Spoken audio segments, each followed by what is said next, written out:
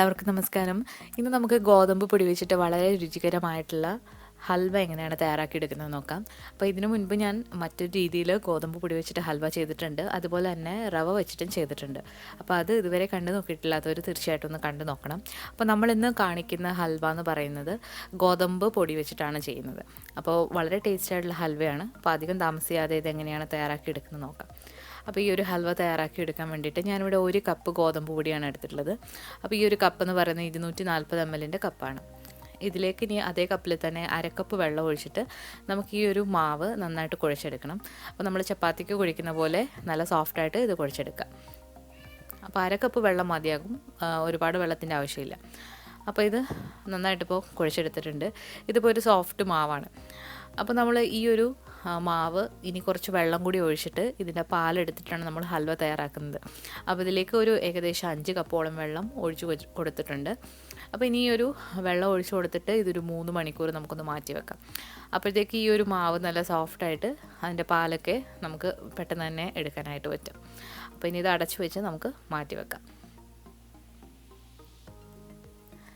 ഇപ്പോൾ ഒരു 3 മണിക്കൂർ കഴിഞ്ഞിട്ടുണ്ട്. നമ്മുടെ മാവ് നന്നായിട്ട് കുതിർന്ന് വന്നിട്ടുണ്ട്.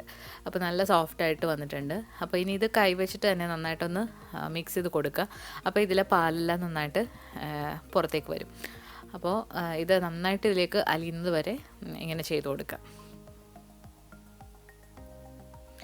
ഇപ്പോൾ നമ്മുടെ ഈ ഗോതമ്പ് മാവ് നന്നായിട്ട് നമ്മളിതിൽ അലിയിച്ച് ചേർത്തിട്ടുണ്ട്. ഇനി നമുക്ക് മറ്റൊരു പാത്രത്തിലേക്ക് ഒന്ന് അരിച്ചിട്ട് ഒഴിച്ചു കൊടുക്കാം. അപ്പോൾ ഇതിൽ അവസാനം വന്ന് കിടക്കുന്നത് നമ്മളൊരു റബ്ബർ പോലത്തെ ഒരു സംഭവമാണ്. അപ്പോൾ അത് നമുക്ക് വേണ്ട. അപ്പോൾ അതിൽ നിന്നുള്ള ബാക്കി പാൽ കൂടി നന്നായിട്ട് ഇതിൽ പിഴിഞ്ഞതിന് ശേഷം നമുക്കത് കളയാം. അപ്പോൾ നമ്മൾ ഈ ഒരു പാൽ വെച്ചിട്ടാണ് നമ്മൾ ഹൽവ തയ്യാറാക്കി എടുക്കാൻ പോകുന്നത്. അപ്പോൾ നമ്മൾ ഒരു നോൺ സ്റ്റിക്കിൻ്റെ പാത്രമാണ് ഞാനിവിടെ എടുത്തിട്ടുള്ളത്. അതിലേക്ക് നമ്മൾ ഈ എടുത്ത് വെച്ചിരിക്കുന്ന പാൽ ഒഴിച്ചു കൊടുക്കുകയാണ്. ഈ ഒരു പാൽ ഇനി ഒരു മീഡിയം ഹൈ ഫ്ലെയിമിലിട്ട് നന്നായിട്ട് ഇളക്കി കൊടുക്കുക. അപ്പം ഇളക്കി കൊടുത്തുകൊണ്ട് തന്നെ ഇരിക്കുക. ഇടയ്ക്ക് നമ്മൾ മിസ്സായി പോവുകയാണെങ്കിൽ ഇത് കട്ട കെട്ടാനുള്ള ചാൻസ് ഉണ്ട്. അപ്പോൾ ഇത് നന്നായിട്ട് ഒരു 15 മുതൽ 20 മിനിറ്റ് വരെ ഒന്ന് ഇളക്കി കൊടുക്കുമ്പോഴത്തേക്ക് ഇത് നന്നായിട്ടൊന്ന് കുറുകി വരും. കുറുകുന്ന പോലെ ഇത് കുറുകി വന്നിട്ടുണ്ട്. ഈ ഒരു സമയത്ത് നമുക്കിതിലേക്ക് പഞ്ചസാര ചേർത്ത് കൊടുക്കാം. പഞ്ചസാര 1 കപ്പ് മുതൽ 1.5 കപ്പ് വരെ നിങ്ങൾക്ക് ചേർത്ത് കൊടുക്കാം. 1.5 കപ്പ് ചേർക്കുമ്പോഴാണ് കറക്റ്റായിട്ടുള്ള ഒരു മധുരം വരിക. അപ്പോൾ ഞാനിവിടെ 1.5 കപ്പ് പഞ്ചസാര ചേർത്ത് കൊടുത്തിട്ടുണ്ട്. ഇനി പഞ്ചസാരയോടൊപ്പം തന്നെ നമുക്കിതിലേക്ക് 2 ടേബിൾ സ്പൂൺ നെയ്യ് കൂടെ ചേർത്ത് കൊടുക്കാം. നെയ്യ് നിങ്ങളുടെ ഇഷ്ടത്തിന് കൂട്ടുകയോ കുറയ്ക്കുകയോ ചെയ്യാവുന്നതാണ്. ഞാനിവിടെ 2 ടേബിൾ സ്പൂണാണ് ഇപ്പോൾ ചേർത്ത് കൊടുക്കുന്നത്. ഇനി ഈ നെയ്യും കൂടെ ചേർത്ത് കൊടുത്തിട്ട് ഇത് നന്നായിട്ടൊന്ന് മിക്സ് ചെയ്ത് കൊടുക്കുക. ഒരു 10 മിനിറ്റിലൊക്കെ കഴിയുമ്പോഴത്തേക്ക് ഈ നെയ്യ് ഇതിൽ നന്നായിട്ട് യോജിച്ച് വന്നിട്ടുണ്ടാകും. ഈ ഒരു ഹൽവ തയ്യാറാക്കാൻ 1 മണിക്കൂർ വേണ്ടി വരും. അപ്പോൾ കുറച്ച് കഷ്ടപ്പെട്ട് ചെയ്യുന്നൊരു ഹൽവയാണ്.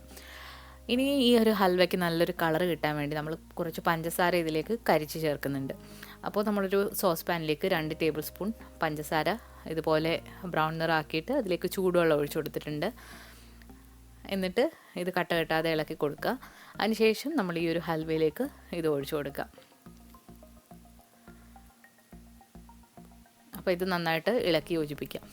അപ്പം നമ്മൾ ഇനി ഇതിലേക്ക് ഓരോ ടീസ്പൂൺ നെയ്യ് ചേർത്ത് കൊടുത്തിട്ട് നമുക്ക് ഇത് ഇളക്കി കൊടുക്കാം. ഈ ഒരു നെയ്യ് ഇതിൽ നന്നായിട്ട് യോജിച്ച് വരുന്നത് വരെ ഇളക്കി കൊടുക്കുക. അപ്പോൾ ഇതിന് പ്രത്യേകിച്ച് അളവൊന്നുമില്ല. നമ്മൾ ഇത് നല്ല പരുവാകുന്നത് വരെ നമ്മൾ നെയ്യ് ചേർത്ത് കൊടുക്കാം. അപ്പോൾ ഞാനിവിടെ ഒരു 3 ടീസ്പൂൺ നെയ്യാണ് എക്സ്ട്രാ ചേർത്ത് കൊടുത്തിട്ടുള്ളത്. ആദ്യം 2 ടേബിൾ സ്പൂൺ കൊടുത്തു, പിന്നെ 3 ടീസ്പൂണും കൂടെ. അപ്പോൾ ഇതിലേക്ക് വേണമെന്നുണ്ടെങ്കിൽ നിങ്ങൾക്ക് നട്ട്സൊക്കെ ചേർത്ത് കൊടുക്കാം. ഞാനിവിടെ കുറച്ച് കശുവണ്ടി ചേർത്ത് കൊടുത്തിട്ടുണ്ട്, ഏലക്കാപ്പൊടിയും ചേർത്ത് കൊടുത്തിട്ടുണ്ടായിരുന്നു. ഇനി ഒരു ഹൽവ ഇപ്പോൾ നമ്മുടെ പാത്രത്തിൽ നിന്ന് വിട്ട് വരുന്നൊരു പരുവായിട്ടുണ്ട്. അപ്പോൾ നമ്മൾ ഇതുപോലെ ഇങ്ങനെ പാത്രത്തിൽ നിന്ന് വിട്ട് വരുന്ന പരുവാകുമ്പോൾ നമുക്കിത് മറ്റൊരു പാത്രത്തിലേക്ക് മാറ്റി കൊടുക്കാം. അപ്പോൾ കറക്റ്റായിട്ട് എല്ലാ സൈഡിൽ നിന്നും ഇത് വിട്ട് വന്നു കഴിഞ്ഞാലാണ് നമ്മളിത് മാറ്റി കൊടുക്കേണ്ടത്. അപ്പോൾ തീയൊരു മീഡിയം ലോ ഫ്ലെയിമിലേക്ക് നമുക്ക് മാറ്റാം. ഇപ്പോൾ ഇതിലേക്ക് നെയ്യൊക്കെ പുറത്തേക്ക് വന്നിട്ട് നല്ലൊരു പരുവത്തിലായിട്ടുണ്ട്. അപ്പോൾ ഹൽവയുടെ കളർ നോക്കുകയാണെങ്കിൽ നല്ലൊരു ബ്രൗൺ നിറമായിട്ടുണ്ട്. അപ്പോൾ നമ്മൾ പഞ്ചസാരയിലാണ് ഉണ്ടാക്കിയതെങ്കിലും നല്ല കളറിലും വന്നിട്ടുണ്ട്. അപ്പോൾ ഈ ഒരു ഹൽവ ഇനി ഒരു നെയ്യ് തടവിയ പാത്രത്തിലേക്ക് നമുക്ക് ഒഴിച്ചു കൊടുക്കാം. അപ്പോൾ നമ്മളിങ്ങനെ ഒഴിക്കുമ്പോഴത്തേക്ക് അത് പാത്രത്തിൽ നിന്ന് തനിയെ ഇതുപോലെ അങ്ങ് വീഴും. ആ ഒരു പരുവമാണ് ഇതിൻ്റെ കറക്റ്റ് പരുവെന്ന് പറയുന്നത്. അപ്പോൾ നട്ട്സും നിങ്ങൾക്ക് മുന്തിരിങ്ങയൊക്കെ വേണമെങ്കിലും ചേർത്ത് കൊടുക്കാമെന്നാണ്. അപ്പോൾ ഈ ഒരു ഹൽവ തിരുനെൽവേലി ഹൽവ എന്നാണ് ഇതിന് പറയുന്നത്. തിരുനെൽവേലി ഹൽവ ശരിക്കും ഉണ്ടാക്കുന്നത് ഗോതമ്പ് കുതിർത്ത് അരച്ച് അതിൻ്റെ പാലെടുത്തിട്ടാണ്. പക്ഷേ ഇത് സിമ്പിളായിട്ട് ചെയ്യാൻ പറ്റുന്ന രീതിയാണ് ഇപ്പോൾ കാണിച്ചത്.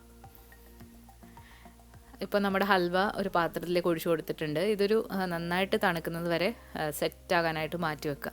ഇത് നന്നായിട്ട് തണുത്തതിന് ശേഷം നമുക്കൊരു മറ്റൊരു പാത്രത്തിലേക്ക് ഇട്ട് കൊടുത്തിട്ട് ഇത് കട്ട് ചെയ്ത് എടുക്കാവുന്നതാണ്.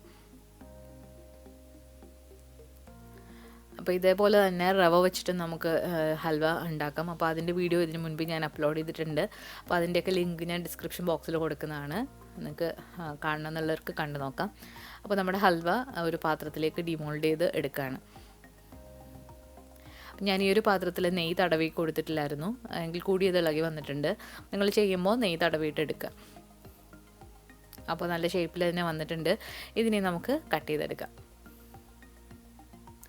ഇത് നല്ല സോഫ്റ്റായിട്ടും അതുപോലെ നല്ല ടേസ്റ്റിലുള്ള ഹൽവയാണ്. നമ്മൾ അരി വെച്ച് ചെയ്യുന്ന ഹൽവയെക്കാട്ടിലും നല്ല അടിപൊളി ടേസ്റ്റിലുള്ള ഹൽവയാണ്. അപ്പോൾ ഇതുവരെ ഇങ്ങനെ ട്രൈ ചെയ്ത് നോക്കിയിട്ടില്ലാത്തവർ തീർച്ചയായിട്ടും ഒന്ന് ട്രൈ ചെയ്ത് നോക്കിയിട്ട് നിങ്ങളുടെ ഫീഡ്ബാക്സ് ഒക്കെ അറിയിക്കുക. അപ്പോൾ നമ്മളിന്ന് പഞ്ചസാര വെച്ചിട്ടാണ് ഈ ഒരു ഹൽവ തയ്യാറാക്കി എടുക്കുന്നത്. അതുപോലെ തന്നെ നിങ്ങൾക്ക് ശർക്കര വെച്ചിട്ടും ചെയ്യാം. അപ്പോൾ അതിൻ്റെ ഒരു വീഡിയോ ഇതിനു മുൻപ് ഞാൻ അപ്ലോഡ് ചെയ്തിട്ടുണ്ട്. അപ്പോൾ അതും കൂടി കണ്ടു നോക്കുക.